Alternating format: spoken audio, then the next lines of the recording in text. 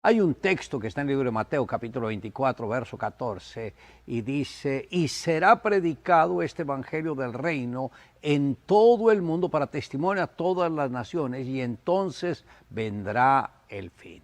Diga conmigo, Señor Jesús, habla a mi vida, ministra mi corazón, que hoy podamos entender la dirección tuya, para que nos podamos enfocar y que no nos desviemos ni a derecha ni a izquierda. Mira que te lo pedimos en el nombre de Jesús. Gracias, Señor. Amén y amén. Hoy me gustaría tratar sobre el tema visión y reproducción. Es tremendo que el mismo Señor da una ilustración que está en el libro de Mateo, en el capítulo primero, desde el verso 1 en adelante. Y respondiendo Jesús, les volvió a hablar en parábolas diciendo, el reino de los cielos es semejante a un rey que hizo fiesta de bodas a su hijo. Ahí quiero hacer una pausa. Esa fiesta de bodas fue a su hijo. En esta ocasión está presentando una alegoría entre lo que es el Dios Padre y su Hijo Jesucristo. Y en esta fiesta el mismo Señor abre las puertas y para que todos puedan asistir a esta fiesta. Y añade, y envió a sus siervos a llamar a los convidados a las bodas, mas estos no quisieron venir. Volvió a enviar a otros siervos diciendo, decid a los convidados, he aquí, he preparado mi comida, mis toros y animales engordados han sido muertos, y todo está dispuesto, venid a las bodas. Mas ellos, sin hacer caso, se fueron, uno a su labranza, otro a sus negocios, y otros, tomando a los siervos, los afrentaron y los mataron. Al oír el rey, se enojó, y enviando sus ejércitos, destruyó a aquellos homicidas y quemó su ciudad. Entonces dijo a sus siervos, las bodas a la verdad están preparadas, mas los que fueron convidados no eran dignos. Id pues a la salida de los caminos, y llamad a las bodas a cuantos halléis. Y saliendo los siervos por los caminos, juntaron a todos los que hallaron, juntamente malos y buenos, y las bodas fueron llenas de convidados. Es tremendo que el mismo Señor extiende su generosidad a sus hijos y invita a las personas que participen de esta gran celebración, pero las personas le dan prioridad a las cosas de ellos y no a las de nuestro Rey de Reyes, que es nuestro Dios, y también nuestro Señor Jesucristo, que es nuestro Redentor. Vean el Señor cómo nos da oportunidades a nosotros como sus hijos, pero muchos no saben aprovechar ni el llamado ni las oportunidades que el Señor nos está dando. Y a través del apóstol Pablo en su carta a los Efesios dice, mas todas las cosas cuando son puestas en evidencia por la luz son hechas manifiestas, porque la luz es lo que manifiesta todo. Por lo cual dice, despiértate tú que duermes, levántate de los muertos y te alumbrará Cristo. Esto está en Efesios capítulo 5, versos 13 y 14. Note lo que dice el apóstol. Despiértate tú que duermes, levántate de entre los muertos y te alumbrará Cristo. Es hora de que aquellos que están en ese letargo, ¿cuál es el letargo? La preocupación, las deudas, las finanzas, el futuro, etcétera. Cuando en este momento lo prioritario tiene que ser nuestra relación con Dios. Y cuando Dios permite que vengan obstáculos es para que las personas entiendan que quien tiene control sobre todas las cosas es el mismo Dios. Y esta es una época no de pelear con Dios, sino de volver nuestro rostro a Él y reconciliarnos con Él para que podamos seguir avanzando. Ahora, el mismo Señor, cuando escogió a sus discípulos, los llevó prácticamente a que se reprodujeran, para que nosotros podamos conformar todo lo que es la iglesia. Y recuerde, la iglesia se convierte en la novia del Cordero de Dios. Y ahí es cuando el mismo Señor va a celebrar unas bodas, pero estas bodas se van a llevar a cabo es en el reino celestial. Ahora, ¿quiénes pueden participar? los que son diligentes. Recordemos que el mismo Señor Jesucristo dijo, yo soy la vid verdadera, mi Padre es el labrador, y vosotros sois pámpanos o racimos. Todo pámpano que en mí no lleva fruto, mi Padre lo quitará. Todo pámpano que en mí lleva fruto, mi Padre lo limpiará para que dé más fruto. Note que el mismo Señor habla de Él como la vid. Y nosotros nos relaciona como pámpanos, que somos parte de la naturaleza del mismo Señor. Somos uno con Él. Pero cuando la persona dice, yo tengo comunión con Jesús, pero no está teniendo ningún fruto, llega el momento en que esta persona se va a secar. Dice, si no hay fruto, se seca, estorba en la vid. Pero al que da fruto, límpienlo para que dé más fruto. O sea, Dios no quiere gente que sea indiferente, que sea perezosa, que sea apática a hacer la obra de Dios. Dios quiere gente que cuando lo conoce a Él, se interesa por engrandecer la obra de Dios. Vean cuántas personas, empresarios, gente de alta posición con cargos muy elevados, quedaron en esta época completamente paralizados. ¿Por qué? Si el Señor mueve un dedo, el mundo se paraliza. Y muchos no entienden que nosotros, los siervos de Él, tenemos una gran responsabilidad. Y esta gran responsabilidad es ayudar que aquellos que tienen esa venda en los ojos les sea removida, les sea quitada, y que ellos puedan en verdad tener un nuevo nacimiento y conocer a Jesús para que disfruten de las bendiciones de Él. Y este tiempo de pandemia yo creo que es una oportunidad para llevar ese mensaje de esperanza a muchos. Ahora, cuando uno entiende que debe dar fruto, debe esforzarse a trabajar, pero hacer un trabajo en equipo. Y el mismo Señor fue el que empezó a escoger su equipo. Y cuando era de día, llamó a sus discípulos y escogió a 12 de ellos, a los cuales también llamó apóstoles. Esto está en Lucas, en el capítulo 6, el verso 13. El mismo Señor escogió 12. Y recordemos que estos 12 que Jesús escogió no eran los más brillantes, los más elocuentes. Era gente muy sencilla. Uno era cobrador de impuestos, otros eran pecadores, otros estaban en otras labores. Pero el Señor los llamó para formar este equipo, y al Señor no le importaba el conocimiento que tuvieran, los títulos que tuvieran. Lo que le importaba al Señor era los corazones moldeables de ellos. Razón por la cual el mismo Señor se entregó a formarlos a ellos para que luego lo pudieran representar correctamente, para que fuese el equipo de confianza de Él. Ahora, cuando se trabaja en equipo, el esfuerzo es compartido. Se garantiza continuidad a la obra, el trabajo no se detiene, la motivación persevera, pues unos a otros se animan y la multiplicación viene a ser mucho más rápida. Se valoran también los dones, los talentos de cada persona. Y para poder hacer este trabajo en equipo, ¿qué se requiere? Que entendamos que somos piedras en el edificio de Dios. El apóstol Pablo dijo, conforme a la gracia de Dios que me ha sido dada, yo como perito arquitecto puse el fundamento y otro edifica encima, pero cada uno mire cómo sobreedifica, porque nadie puede poner otro fundamento que el que está puesto, el cual es Jesucristo. Y si sobre este fundamento alguno edificare oro, plata, piedras preciosas, madera, heno, hojarasca, la obra de cada uno se hará manifiesta, porque el día la declara, pues por fuego será revelada. Y la obra de cada uno, cual sea, el fuego la probará. Si permaneciere la obra de alguno que sobreedificó, recibirá recompensa, y si la obra de alguno se quemare, él sufrirá pérdida. Si bien él mismo será salvo, aunque así como por fuego. Esto está en 1 Corintios, capítulo 3, versos 10 y 15.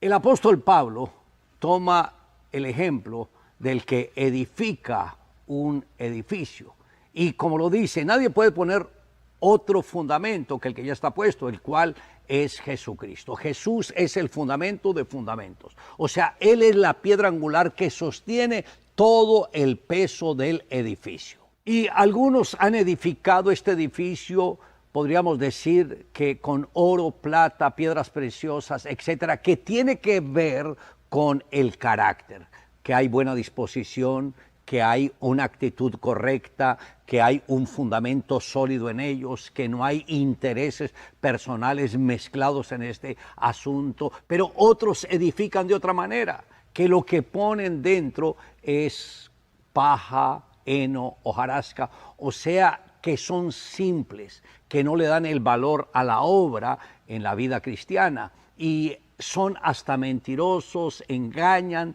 despreocupados, perezosos y no le dan la importancia a la obra de Dios. Y dice, en el último día, todo el trabajo que ellos hicieron para el Señor quedará expuesta ante los ojos de todos. Por eso es importante que desde ahora entendamos que nosotros como el cuerpo de Cristo tenemos una gran responsabilidad y la mejor manera de poder engrandecer la obra de Dios es a través del discipulado. Y hay líderes de líderes que se enfocan en sus discípulos, los orientan, los guían, les aconsejan, les instruyen, les enseñan.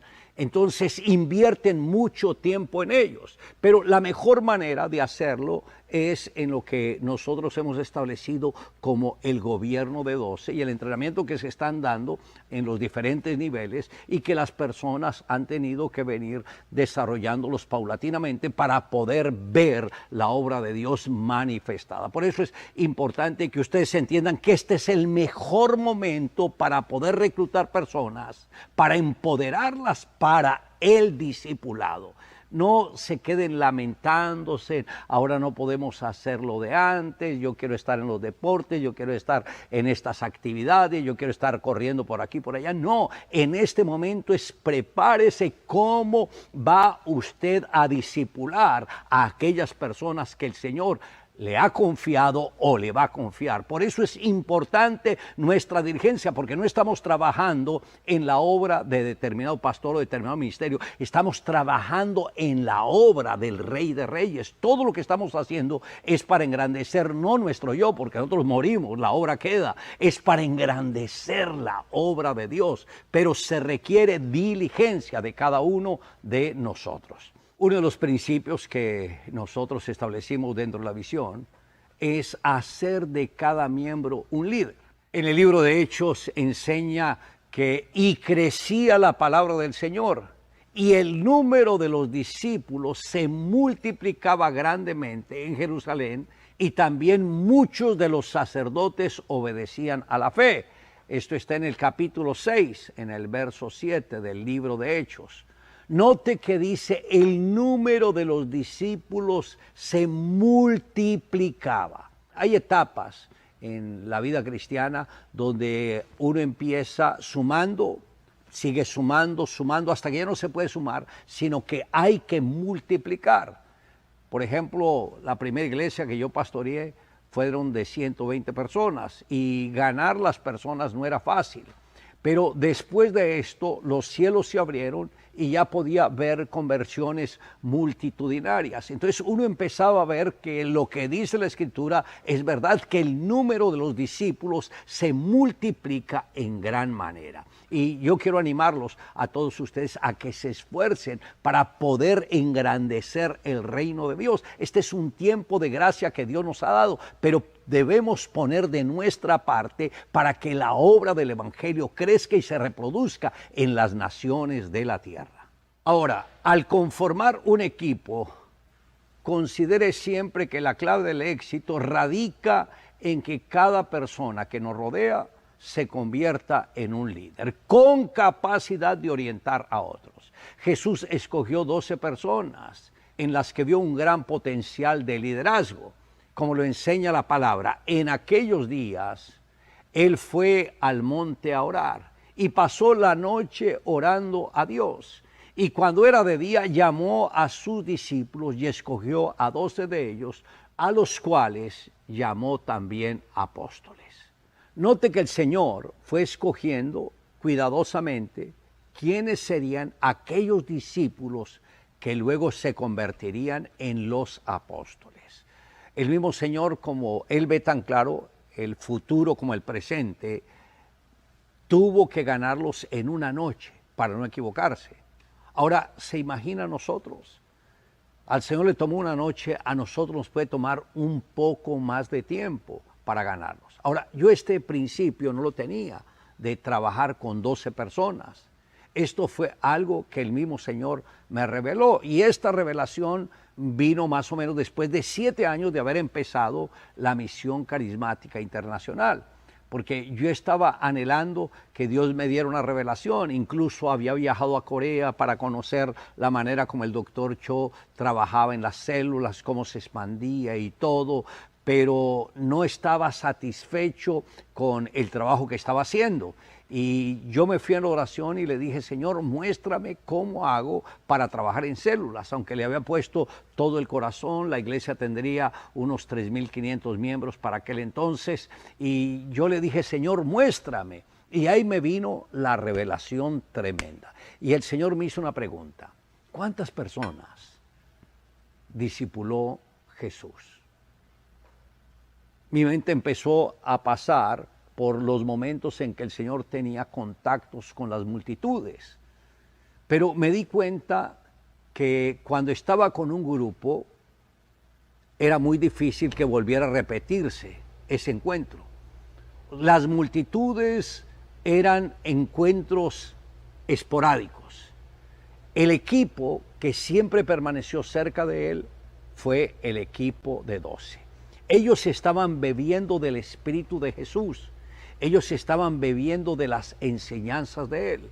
El mismo Señor los iba corrigiendo, les decía lo que deberían hacer, lo que no deberían hacer, que no pelearan, que no discutieran, que no buscaran protagonismo, etc. Y en esta manera el Señor fue formándolos y discipulándolos.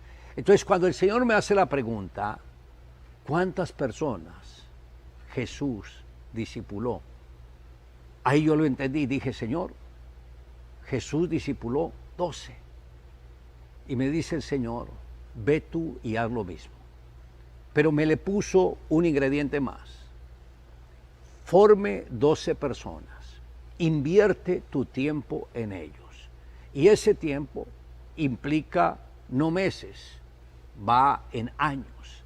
Y luego que cada uno de estas personas que has entrenado haga lo mismo, se pueda reproducir en grupos de 12, en 12 discípulos.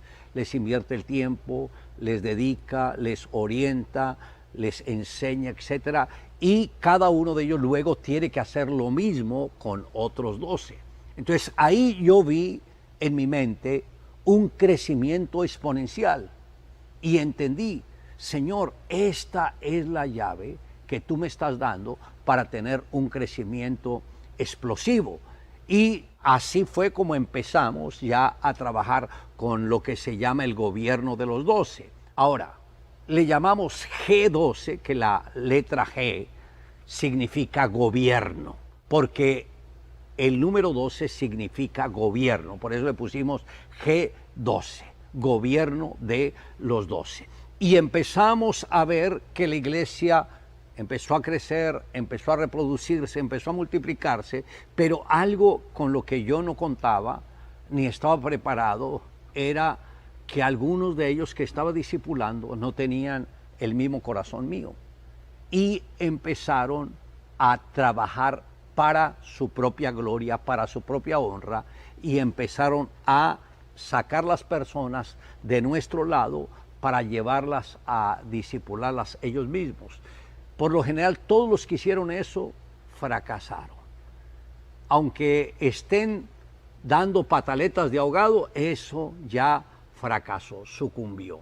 Pero aquellos que se mantienen firmes, Dios los va a bendecir, los va a respaldar y van a seguir creciendo. Porque lo que Dios más mira es el corazón.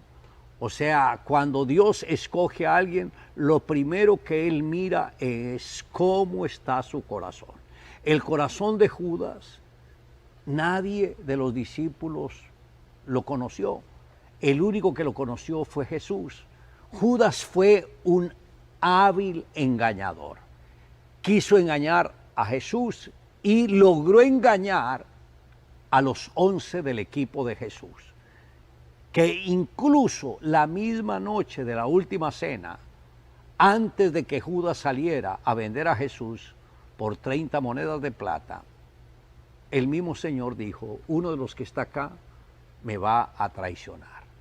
Y todos se miraban como preguntándose, ¿y quién será esa persona? Nunca ninguno desconfió de Judas. Cuando el Señor se acerca y le dice a Pedro, después de que había probado la Santa Cena indignamente, dice que a causa de esto Satanás entró en él. Y una vez ya Satanás estaba en él, Jesús le dijo, lo que vas a hacer, hazlo más pronto. Los discípulos pensaron que el Señor le había enviado a que hiciera alguna diligencia. No se dieron cuenta que el engaño de Judas había llegado al clímax y salió de ahí directamente a vender a Jesús por unas pocas monedas. ¿Y cómo terminó Judas? En la horca. Porque aquellos que son traidores no les va a ir bien. La misma conciencia los acusa. El espíritu acusador los va a perseguir y Satanás se las ingenia para ponerles tropiezo. Pero lo importante no es lo que les pase a los traidores, sino lo importante es que ustedes puedan invertir el tiempo correctamente en verdaderos discípulos, personas que sean moldeables. Ahora, también tuvimos personas dentro del liderazgo que se sentían que eran reyes y que los otros tenían que rendirle pleitesía. Hicieron cosas que hasta vergüenza da expresarlas a través de estos medios, pero trataban de manipular a las personas como a ellos mejor les pareciera. Eso nada tiene que ver con el discipulado. Los discípulos, aunque tienen un corazón de servicio, no son nuestros siervos. El Señor Jesús dijo, vosotros me llamáis Maestro y Señor, y decís bien porque lo soy. Yo, el Maestro y Señor, estoy entre vosotros como el que sirve. El mismo líder tiene que dar ejemplo con su espíritu de servicio, no con su espíritu dictatorial que los quiere subyugar. Todo aquel que pretenda doblegar la voluntad de un discípulo, tenlo por seguro, no está bajo la unción de Dios. Porque si algo Dios respeta es la voluntad de las personas. Ahora, queremos decirle que lo del gobierno de G12 no es para traer división ni familiar, ni congregacional, de ninguna índole, porque esto es para engrandecer el reino de Dios y no para crear algo de conflicto. Por eso el mismo Señor empezó a trabajar conformando este equipo. Y así como lo expresó el Señor Jesucristo en el Evangelio de Mateo, en el capítulo 20, el verso 27, y dijo, y el que quiera ser el primero entre vosotros será vuestro siervo, como el Hijo del Hombre no vino para ser servido, sino para servir y para dar su vida en rescate de muchos. Note que el mismo Señor es el que enfatiza que Él vino a servir, no para ser servido. Él vino a dar su vida por los discípulos. Ahora, cuando alguien anhela ministerio y anhela liderazgo, debe tener el mismo corazón de nuestro Maestro. Debe tener un corazón dócil, moldeable, un corazón de servicio.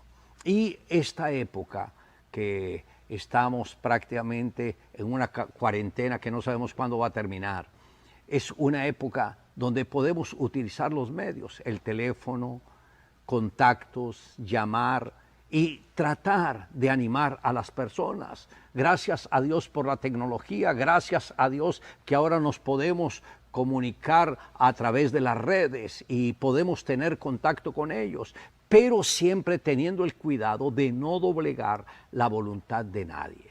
Aún en los momentos en que el Señor Jesús se reveló a las personas, a las multitudes como el pan de vida, y que dijo, el que come mi carne come verdadera comida, el que bebe mi sangre bebe verdadera bebida.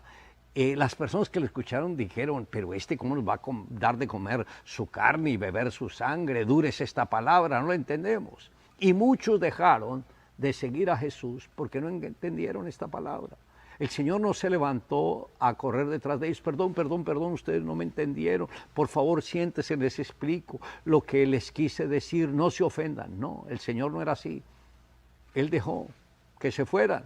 Es más, se volteó y miró a los 12 y les dijo, si ustedes también quieren, se pueden ir. O sea, el Señor no estaba reteniendo a nadie. Y ahí fue cuando Pedro le dijo, Señor, ¿a quién iremos? Si solo tú tienes palabras de vida eterna.